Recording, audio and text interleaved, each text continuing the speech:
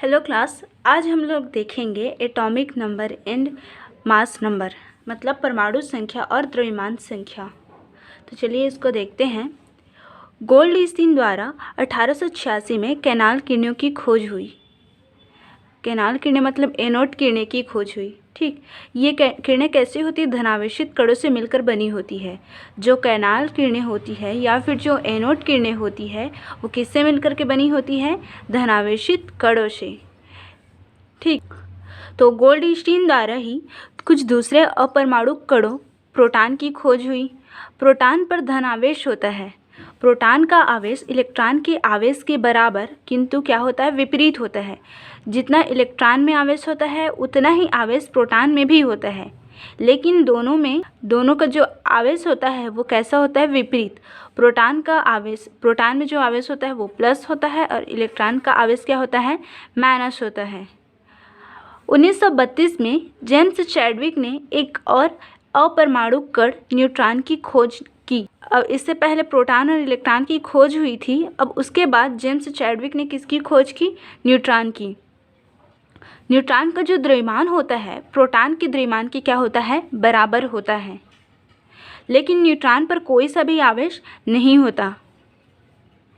और जो न्यूट्रॉन होता है सभी परमाणु के सेंटर पे, मतलब नाभिक पे पाया जाता है।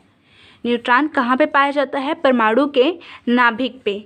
लेकिन जो हाइड्रोजन होता है उसमें न्यूट्रॉन नहीं पाया जाता। ठीक, तो अब यहाँ पे देखो, जैसे कि यहाँ पे एक परमाणु है, यहाँ पे है एक परमाणु है। परमाणु के बीच में क्या होता है? नाभिक होता है। नाभिक जो होता है ये है। ठीक, अब इस नाभिक में क्या होगा? प्रोटॉन होगा और न्यूट्रॉन होगा। ठीक, परमाणु के बीच में नाभिक होता है जिसमें प्रोटॉन होता है और न्यूट्रॉन होता है, और नाभिक के बाहर में इलेक्ट्रॉन क्या करते हैं? चक्कर लगाते रहते हैं। प्रोटॉन को मैंने यहाँ पे P लिखा है, न्यूट्रॉन को N लिखा है और इलेक्ट्रॉन को E लिखा है। अब यहाँ पे देखते हैं, प्रोटॉन में जो होता है ये है आपका प्रोटॉन P। प्रोटॉन में होता है प्लस चार्ज, मतलब धन आवेश। न्यूट्रॉन में होता है कोई सा भी आवेश नहीं होता। इलेक्ट्रॉन में होता है माइनस चार्ज, मतलब ऋण आवेश। प्रोटॉन में धन आवेश, इलेक्ट्रॉन में ऋण आवेश और न्यूट्रॉन में कोई सा भी आवेश नहीं होता है।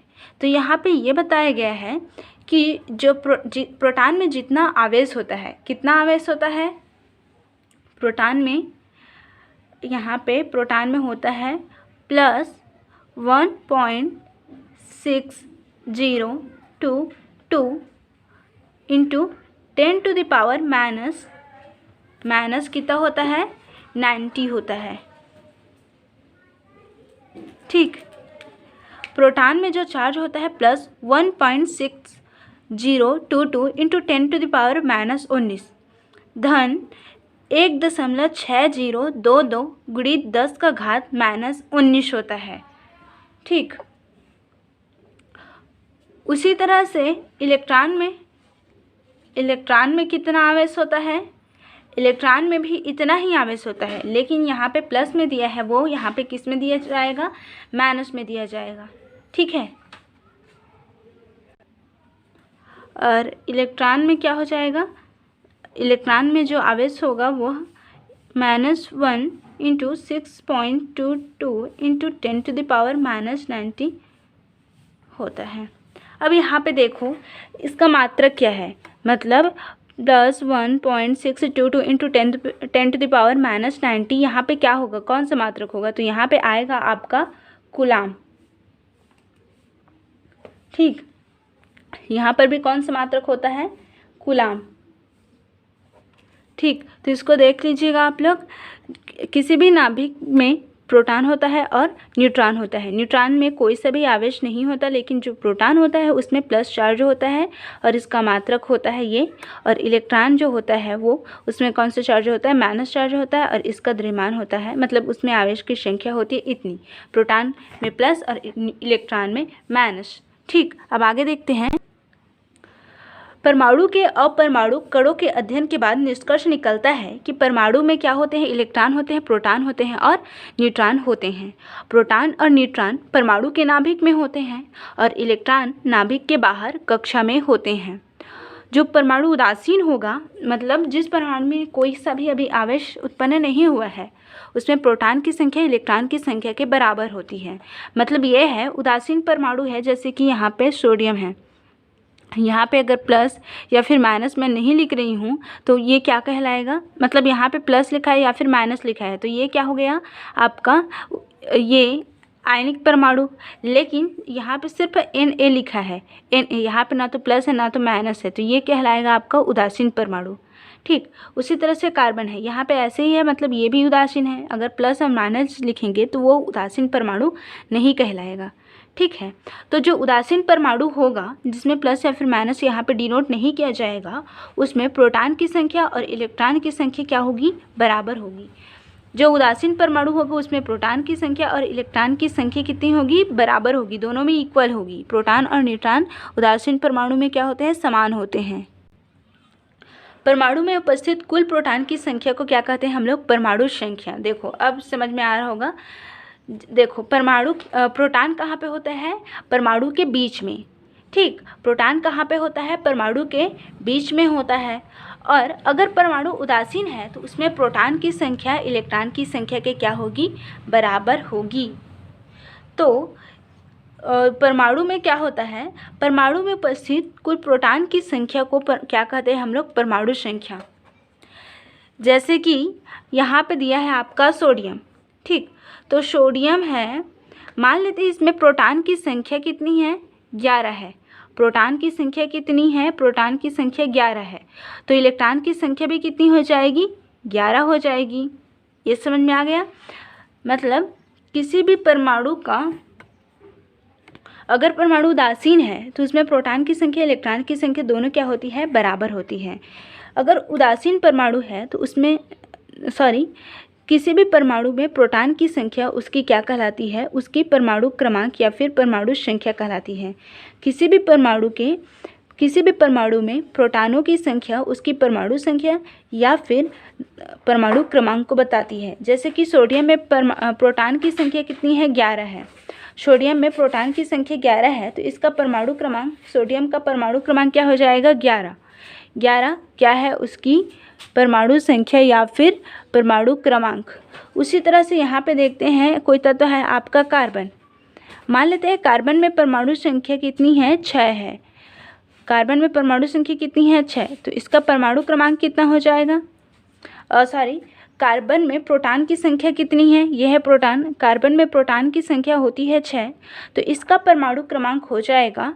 देखो परमाणु क्रमांक जो होता है उसको हम लोग जिस तत्व का परमाणु क्रमांक लिख रहे हैं, जैसे कि यहाँ पे कार्बन का लिख रहे हैं परमाणु क्रमांक, तो परमाणु क्रमांक को हम लोग नीचे में लिखेंगे। ठीक, कहाँ पे लिखते हैं, नीचे में।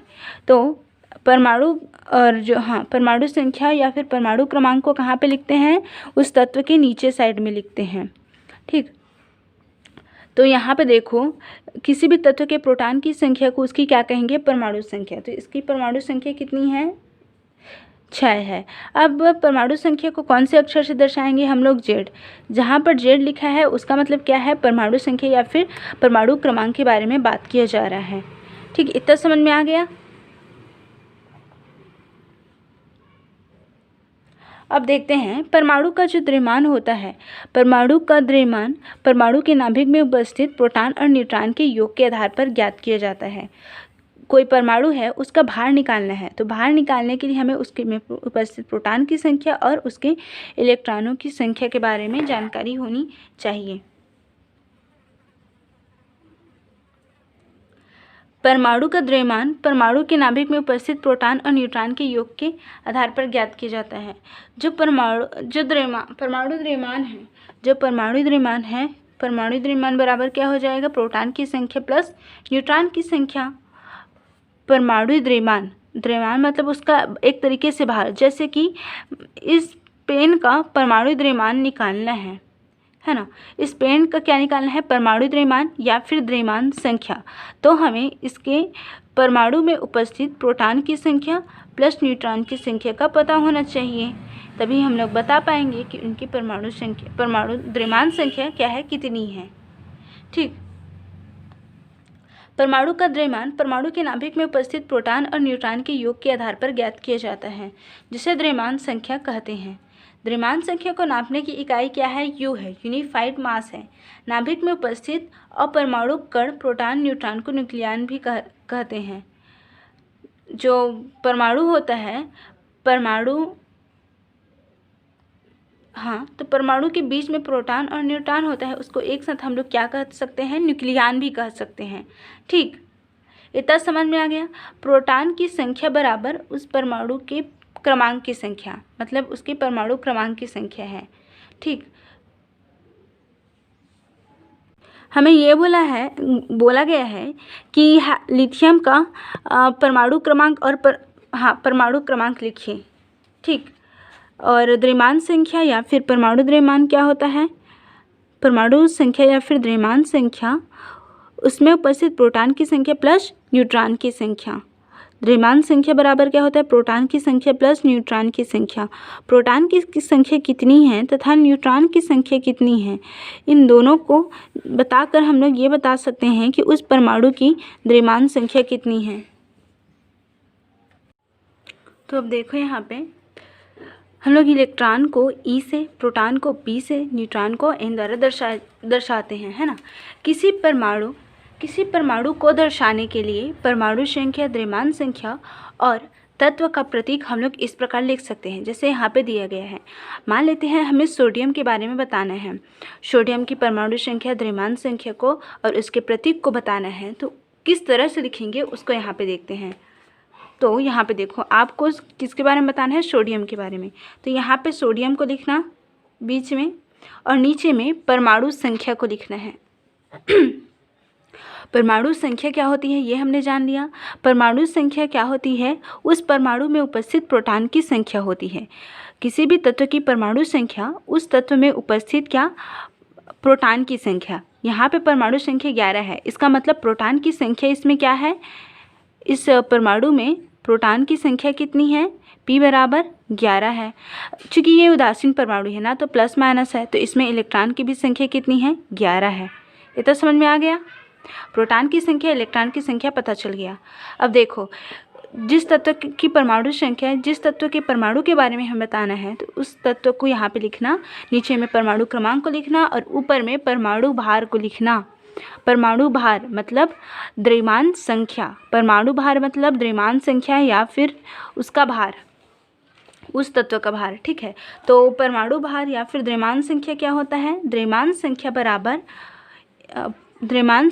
बराबर क्या होता है, देखो द्रव्यमान संख्या को मैं यहाँ पे ए लिख रही हूँ ना, ये है द्रव्यमान संख्या।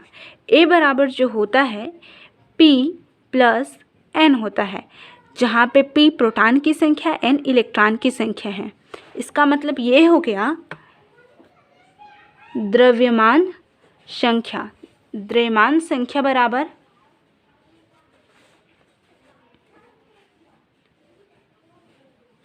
द्रव्यमान संख्या बराबर क्या होता है, प्रोटॉन प्लस न्यूट्रॉन, प्रोटॉन की संख्या प्लस न्यूट्रॉन की संख्या, ये है द्रव्यमान संख्या। और परमाणु क्रमांक जो नीचे में लिखा है, परमाणु क्रमांक कैसे ज्ञात करते हैं, परमाणु क्रमांक बराबर प्रोटॉन की संख्या। ठीक है, परमाणु क्रमांक बराबर क्या है, प्रोटॉन की संख्या। जैसे कि यहाँ पे लिखा है परमाणु क्रमांक, तो इसको हम लोग प्रोटॉन को देख के बताए हैं। ये यहाँ पे क्या हो जाएगा,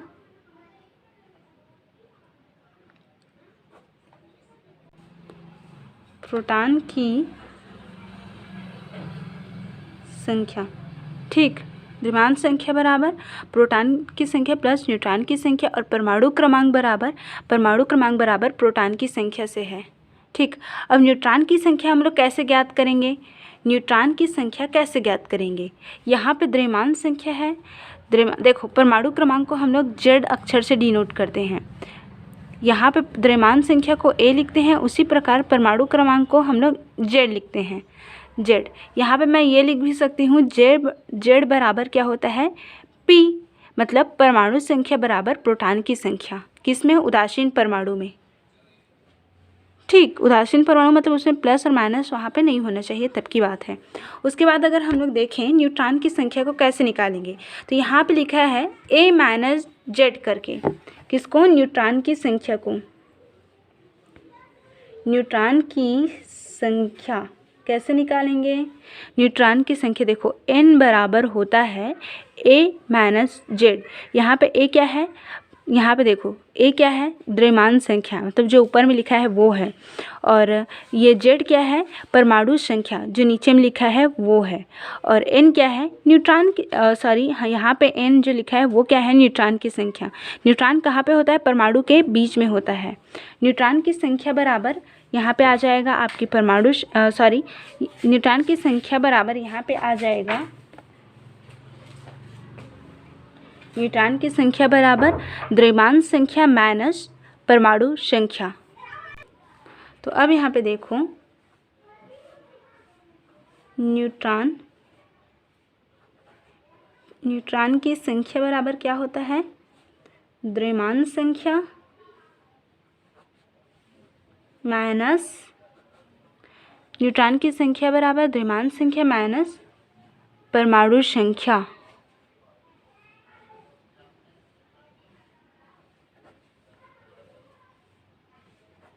ठीक, न्यूट्रॉन की संख्या बराबर द्रव्यमान संख्या माइनस परमाणु संख्या, मतलब n बराबर क्या होता है? a minus Z. मान लेते हैं हमें ये पूछा गया है जो सोडियम होता है जिसका परमाणु क्रमांक 11 और परमाणु भार कितना होता है 23, इसमें न्यूट्रॉन की संख्या बताओ। यहाँ पे हमें प्रोटॉन की संख्या पता चल गया, कितना है? प्रोटॉन की संख्या 11 है, और ए कितना है? यहाँ पे ए जो है 23 है, n निकालना है हमें, और यहाँ पे क्या दिया है? 23 दिया है। 23 क्या है? यहाँ परमाणु द्रव्यमान संख्या। ए क्या है? यहाँ पे द्रव्यमान संख्या।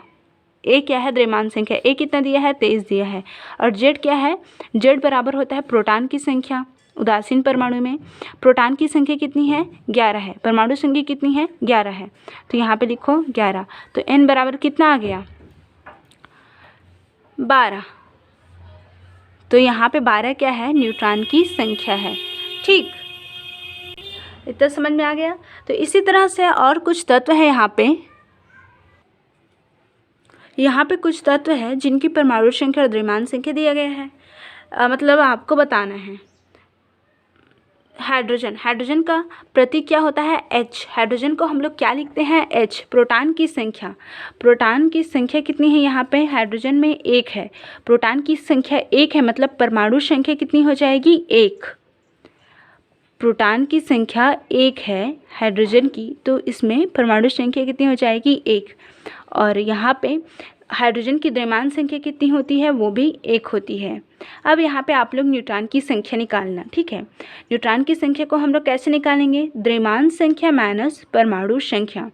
द्रव्यमान संख्या लिखना 1 है, और परमाणु संख्या कितना हो जाएगा? हाइड्रोजन का देखो प्रोटॉन की संख्या 1 है, हाइड्रोजन में ना तो प्लस है माइनस है, कुछ नहीं है, मतलब प्रोटॉन की संख्या जितनी होगी उतनी ही इलेक्ट्रॉन की संख्या होगी। प्रोटॉन की संख्या 1 है, तो परमाणु संख्या भी 1 हो जाएगी। द्रव्यमान संख्या माइनस परमाणु संख्या करेंगे तो यहाँ पे क्या आ जाएगा? आपका 0 आ जाएगा। ठीक, ये सूत्र है ना, न्यूट्रॉन की संख्या बराबर द्रव्यमान संख्या माइनस क्या होता है? परमाणु संख्या। तो जो हाइड्रोजन परमाणु होता है उसकी द्रव्यमान संख्या 1 होती है और परमाणु संख्या भी 1 होती है। यहाँ पे देखो हाइड्रोजन जो है उसकी द्रव्यमान संख्या भी 1 है, प्रोटॉन की संख्या 1 है, इसका मतलब क्या है? परमाणु संख्या भी क्या हो जाएगी? 1 ही हो जाएगी, है ना। तो 1 माइनस 1 करेंगे तो क्या आ जाएगा? 0 आएगा। इसका मतलब न्यूट्रॉन की संख्या इसमें कितनी है? 0 है। यहाँ पे देखो लिथियम में प्रोटॉन की संख्या कितनी है? 3 है। लिथियम में प्रोटॉन की संख्या 3 है, तो परमाणु संख्या कितनी हो जाएगी लिथियम की? वो भी 3 हो जाएगी। द्रव्यमान संख्या कितनी है लिथियम की? 6 है। तो न्यूट्रॉन की संख्या कैसे निकालेंगे? द्रव्यमान संख्या माइनस परमाणु संख्या। द्रव्यमान संख्या 6 है, परमाणु संख्या 3 है। देखो परमाणु संख्या को हम लोग कहाँ पे लिखते हैं? नीचे में, और द्रव्यमान संख्या को ऊपर में, जो तत्व होता है उसको बीच में। ठीक, तो इस तरह से और निकाल लोगे आप लोग। कार्बन है, कार्बन को हम लोग C लिखते हैं। प्रोटॉन की संख्या कितनी है कार्बन में? 6 है, क्योंकि ये क्या है? उदासीन परमाणु है, यहाँ पे प्लस माइनस कुछ नहीं है। तो प्रोटॉन की संख्या देखो, जो प्लस है और जो माइनस है वो सिर्फ इलेक्ट्रॉन की संख्या पर निर्भर करेगा। मतलब यहाँ पे प्लस हो कि माइनस हो, अगर प्लस होता है तो इलेक्ट्रॉन पर असर पड़ेगा, या तो कम होगा या तो ज़्यादा होगा, और माइनस है तो पर भी इलेक्ट्रॉन पर ही असर पड़ेगा, वो भी कम या फिर ज़्यादा हो सकता है। लेकिन प्लस है, माइनस हो या फिर कुछ भी रहे, प्रोटॉन की संख्या हमेशा कार्बन की 6 ही रहेगी। चाहे यहाँ पे प्लस लिख लो या फिर माइनस लिख लो, प्रोटॉन की संख्या कितनी रहेगी हमेशा? यहाँ पे कार्बन के लिए प्रोटॉन की संख्या 6, ऑक्सीजन के लिए प्रोटॉन की संख्या 8। ये क्या है? फिक्स है। तो कार्बन के में प्रोटॉन की संख्या 6 है, मतलब परमाणु क्रमांक भी कितना है? 6 है। द्रव्यमान संख्या कितना होता है? 12 होता है। तो न्यूट्रॉन की संख्या निकालना है तो द्रव्यमान संख्या माइनस परमाणु संख्या, ठीक है। तो 12 में 6 घटाएंगे तो कितना आ जाएगा? 6, मतलब वो क्या है? न्यूट्रॉन की संख्या। यहाँ पे कुछ बताना चाहूँगी आप लोग को, जैसे मैं बता रही थी आप लोग को, जैसे यहाँ पे है सोडियम, इसका परमाणु क्रमांक 11 और द्रव्यमान संख्या 23 होता है। अगर यहाँ पे सोडियम को हम लोग क्या लिख रहे हैं, जैसे कि यहाँ पे कितना है? परमाणु संख्या सोडियम का 11 है, 11। इसका मतलब होता है, इलेक्ट्रॉनिक विन्यास आप लोग नहीं पढ़े हो लेकिन फिर भी यहाँ पे देख लो, ये हो जाएगा 8 2 10 और 1 11, 11 है यहाँ पे, उसी को यहाँ पे तोड़ करके इलेक्ट्रॉनिक विन्यास करके लिखे हैं, 8 और 2 10 और 1 11। अगर मैं इस इलेक्ट्रॉन को निकाल देती हूँ, ठीक है, अगर सोडियम अपने बाह्यतम कक्ष में, ये है उसका बाहरी कक्ष से एक इलेक्ट्रॉन को निकाल देता है तो यहाँ पे क्या आ जाएगा पता है? यहाँ पे आ जाएगा प्लस चार्ज। अगर वो एक इलेक्ट्रॉन देगा दूसरे को, ठीक है, या फिर एक इलेक्ट्रॉन निकाल देगा तो यहाँ पे आ जाएगा प्लस चार्ज, ठीक है, सोडियम का। तो देखो यहाँ पे इलेक्ट्रॉन, यहाँ पे जो लिखा गया है ये क्या है? ये इलेक्ट्रॉन की संख्या है। 2 होता है, 8 होता है, पहले कक्षक में 2 होता है, दूसरे कक्षक में 8 होता है, तीसरे कक्षक में 1 होता है। इससे पहले हमने पढ़ा था ना बोरबरी योजना में 2 8 18 32, उसी के अकॉर्डिंग इसको लिखा गया है। 2 8 और लास्ट में 1 बच गया, 11 था तो 1 ही बचेगा, 8 और 2 10 और 1 बचा है, इसको यहाँ पे लिखे हैं। तो जब सोडियम एक इलेक्ट्रॉन निकाल देगा तो यहाँ पे माइनस चार्ज आ जाएगा। यहाँ पे निकाल क्या रहे? ध्यान से सुनना, यहाँ पे जो निकालता है वो इलेक्ट्रॉन होता है, यहाँ पे जो निकालता है वो इलेक्ट्रॉन होता है। प्रारंभ में सोडियम में इलेक्ट्रॉन की संख्या 11 थी, प्रोटॉन की संख्या भी 11 थी। द्रव्यमान संख्या जो है आपका, जिसको हम लोग क्या लिखते हैं? A लिखते हैं, वो कितनी है? 23 है। और न्यूट्रॉन की संख्या हम लोग निकाले हैं, कितना आया था? 12 आया था। तो 11 था इलेक्ट्रॉन की संख्या, जिसमें से वो एक इलेक्ट्रॉन अब निकाल दिया है और निकाल करके क्या बनाया है? Na+ बना लिया है। इसको ध्यान से देखो, अब Na+ है। तो यहाँ पे अब देखो इलेक्ट्रॉन की संख्या कितनी हो जाएगी? अगर वो एक इलेक्ट्रॉन निकाल दिया है तो इलेक्ट्रॉन की संख्या अब तो हो जाएगी 10, पहले था 11 अब हो जाएगी 10। लेकिन प्रोटॉन की संख्या पहले जितनी थी वैसे का वैसी रहेगी, क्योंकि उसने वहाँ पे इलेक्ट्रॉन निकाला है, ना कि प्रोटॉन, ठीक। और परमाणु क्रमांक भी वैसी का रहेगा, परमाणु क्रमांक जो होता है Z, वो भी वैसी का वैसी रहेगा। और जो आपका है द्रव्यमान संख्या, वो भी क्या रहेगा? 23 का 23 रहेगा। और न्यूट्रॉन भी क्या हो जाएगा? न्यूट्रॉन वो भी उतना ही रहेगा, ठीक। तो यहाँ पे समझ में आ गया। यहाँ पे जो तत्व इलेक्ट्रॉन निकालते हैं तो इस कारण यहाँ पे इलेक्ट्रॉन की क्या होती है? कमी हो जाती है।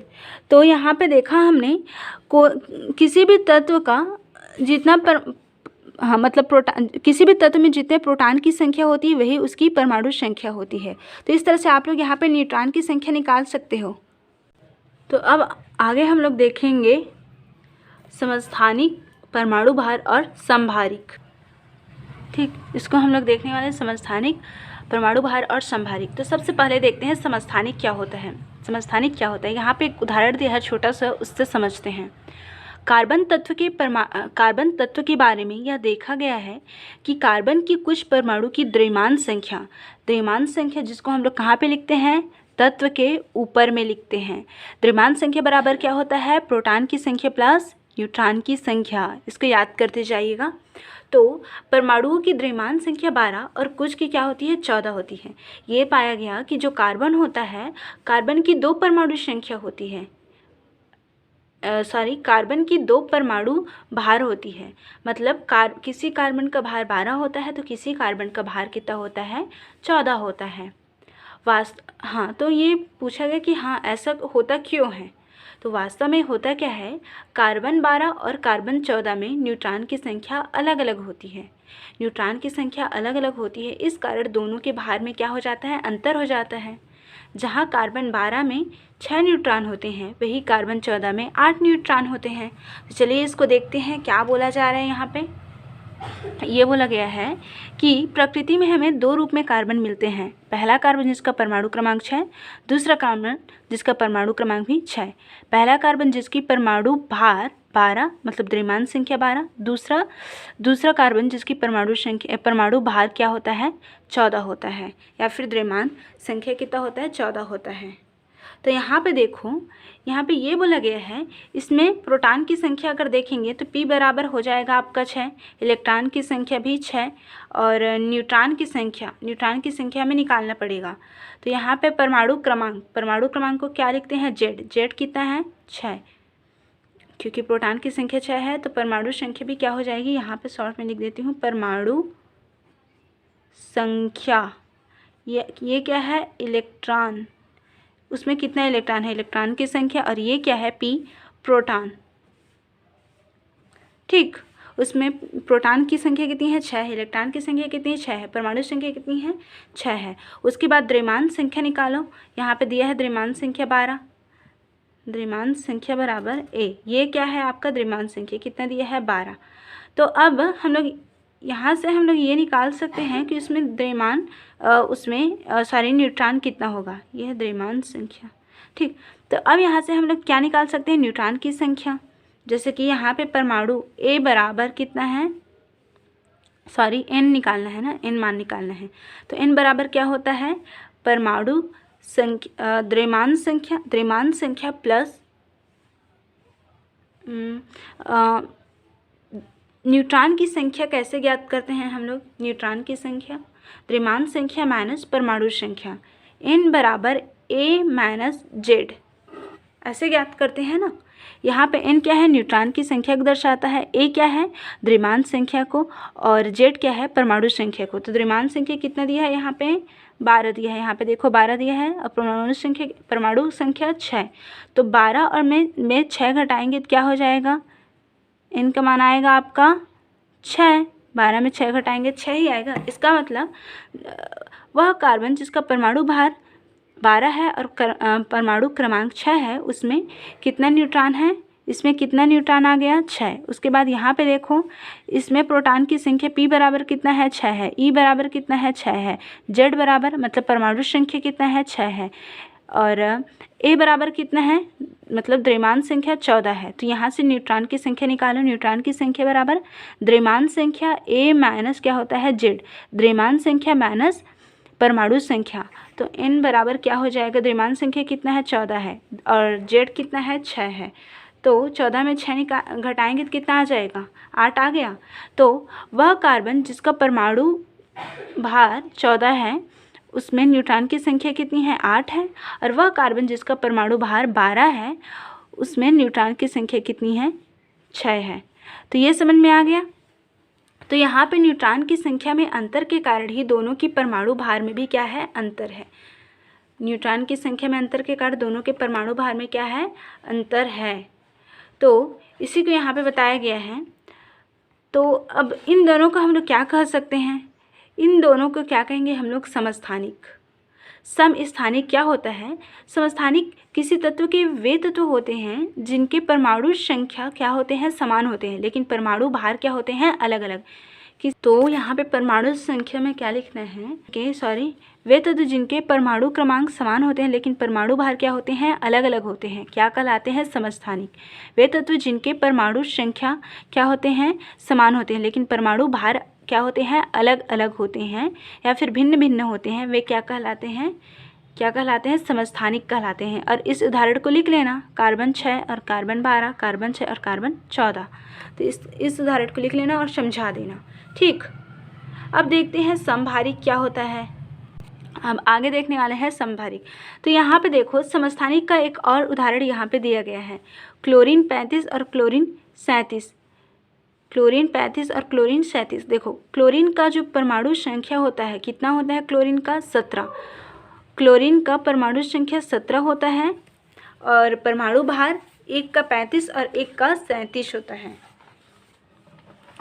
जैसे कि आपके पास 2 क्लोरीन है, एक क्लोरीन और ये है दूसरा क्लोरीन, दोनों का परमाणु संख्या क्या होता है, समान होता है, लेकिन परमाणु भार एक का 35 तो एक का 37।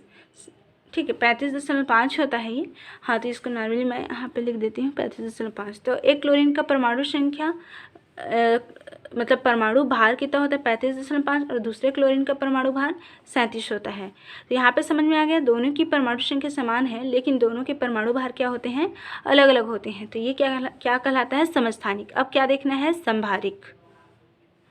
तो समभारिक क्या होते हैं, जस्ट इसका उल्टा होता है। वे तत्व जिनके परमाणु संख्या क्या होंगे, परमाणु संख्या समान नहीं होंगे, मतलब परमाणु संख्या अलग अलग होंगे लेकिन परमाणु भार क्या होंगे, वे समान होते हैं। वे तत्व जिनके परमाणु संख्या क्या होते हैं, भिन्न भिन्न होते हैं लेकिन परमाणु भार क्या होते हैं, समान होते हैं, क्या कहलाते हैं, समभारिक। यहाँ पे समभारिक, जैसे कि उदाहरण से यहाँ पे स्पष्ट हो जाएगा।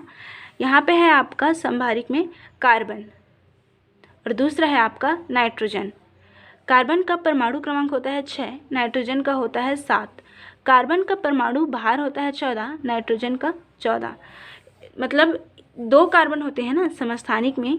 यहाँ पे हमने देखा कार्बन, एक कार्बन का परमाणु क्रमांक 6 और भार 12, दूसरे कार्बन का परमाणु क्रमांक 6 और भार कितना, 14। लेकिन प्रकृति में सबसे अधिक मात्रा में आपको ये वाले कार्बन मिलेंगे, ज़्यादा मात्रा में ये वाले कार्बन मिलते हैं। तो इस कार्बन को यहाँ पे समस्थानिक के रूप में लिए गए हैं, समभारिक के रूप में लिए गए हैं। एक कार्बन का परमाणु क्रमांक 6 है और परमाणु भार कितना है, 14। और नाइट्रोजन का परमाणु क्रमांक 7 है लेकिन भार क्या है, वो भी 14, मतलब भार क्या है, समान है।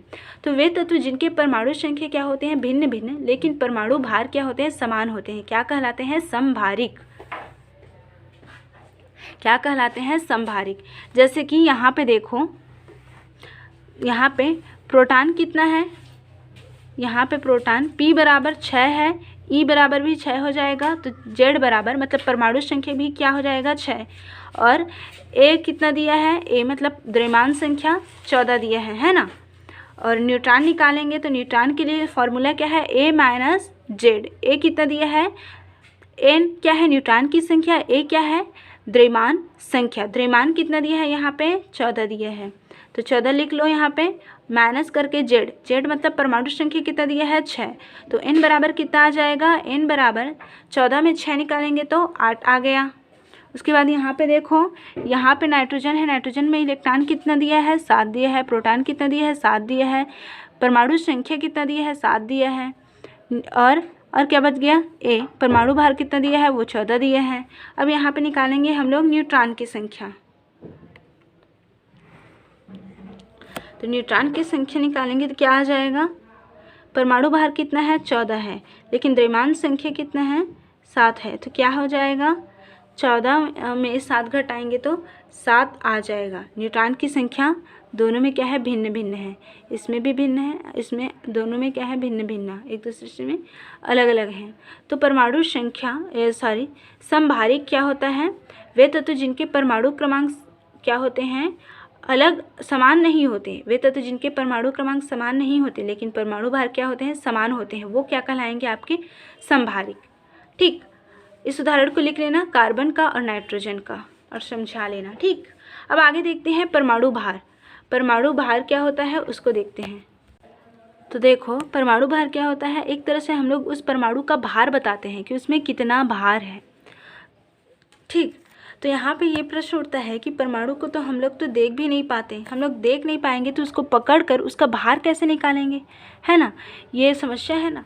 तो इसके लिए क्या किया गया, एक तत्व के भार निकालने के लिए जैसे कि मान लेते हैं हमें किसका भार निकालना है, मान लेते हैं हमें लिथियम का भार निकालना है। तो लिथियम के लिए हीलियम को